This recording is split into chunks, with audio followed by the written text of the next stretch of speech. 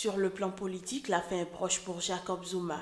Le président a été jugé indésirable au congrès du Parti communiste SACP, parti qui a toujours été le plus fidèle allié de l'ANC de Mandela. Cette décision de bannir Zuma s'explique par les scandales à répétition dans lesquels est embourbé le président sud-africain. Ses soutiens sont en train de s'étioler à vue d'œil à cause de son impopularité. Le Parti communiste a réclamé la démission de Zuma, qui est perçu comme le symbole de la perpétuation de la corruption. Cependant, selon un quotidien dominical, le président Jacob Zuma aurait refusé de quitter son poste pour le bien de son parti ANC.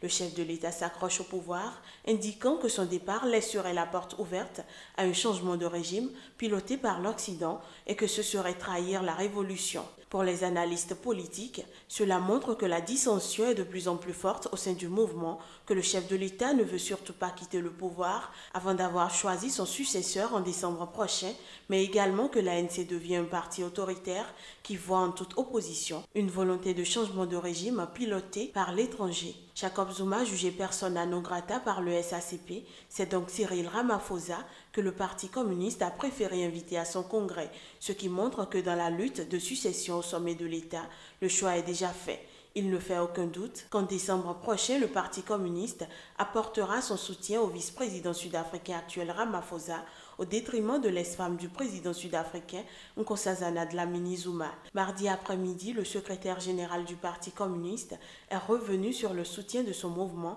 à l'élection de Jacob Zuma, ajoutant « Notre confiance a été brisée, nous devons en tirer une leçon ». Jusqu'où ira le Parti communiste? Cette semaine, il doit décider qu'il quitte cette alliance de près de 30 ans avec l'ANC pour se présenter seul aux prochaines élections.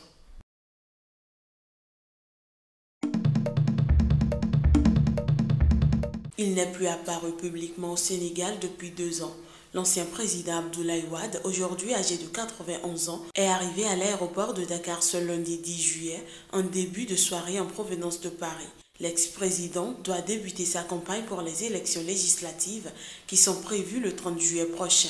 Plus de 40 listes ont été déposées au niveau national, dont celle d'Abdoulaye Wade autour de son parti d'opposition, le Parti démocratique sénégalais, et celle de Khalifa Sall, maire de Dakar, en prison pour détournement présumé de fonds publics. Wade, c'est une référence, il a beaucoup fait pour le peuple sénégalais. C'est pourquoi aujourd'hui je suis là avec fierté pour l'accueillir. L'opposition, qui a échoué à s'unir pour présenter une liste formée de ses principaux chefs, veut gagner ces élections pour imposer une cohabitation au président Sall, selon des responsables. Pour le camp du pouvoir, par contre, l'enjeu des législatives du 30 juillet est de tester sa représentativité en vue de la présidentielle de 2019, en faisant valoir les réalisations de Macky Sall dans les domaines économiques, sociaux et des infrastructures notamment, selon des observateurs. Le scrutin du 30 juillet vise à renouveler l'Assemblée nationale, dont le nombre de sièges va passer de 150 à 165 après une révision constitutionnelle adoptée en mars 2016 et créant 15 députés pour représenter la diaspora sénégalaise. La campagne s'achèvera le 28 juillet prochain.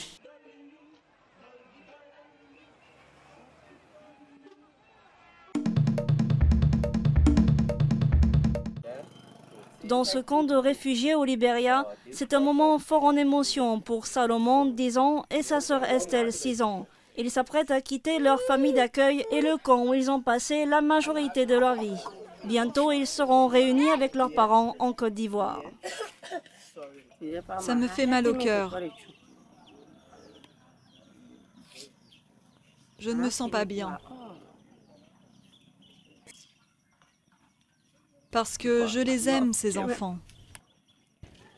Plus d'1 millier d'enfants ont été séparés de leur famille après avoir fui la Côte d'Ivoire pendant la crise post-électorale de 2010 et 2011.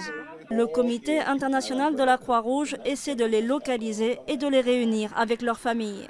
Environ 300 enfants ont déjà retrouvé leurs proches. Dès qu'il y a un conflit, il y a toujours un problème de séparation. Et c'est pour cela que dans le cadre de son mandat, le CICR identifie les enfants, leur établit des papiers, retrouve leurs origines et les réunit avec leurs familles. Ce jour-là, 5 enfants rentrent en Côte d'Ivoire. Après des années de séparation, Salomon et Estelle retrouvent enfin leur village et leur père. Quand il y a eu une attaque ici, j'ai dit à ma femme de prendre les enfants et de partir au Libéria. Quand j'ai traversé la frontière, je ne les ai pas trouvés.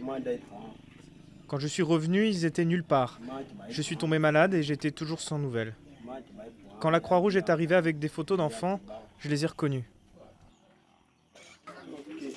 Pour ces enfants, c'est un retour à une vie dont ils n'ont aucun souvenir.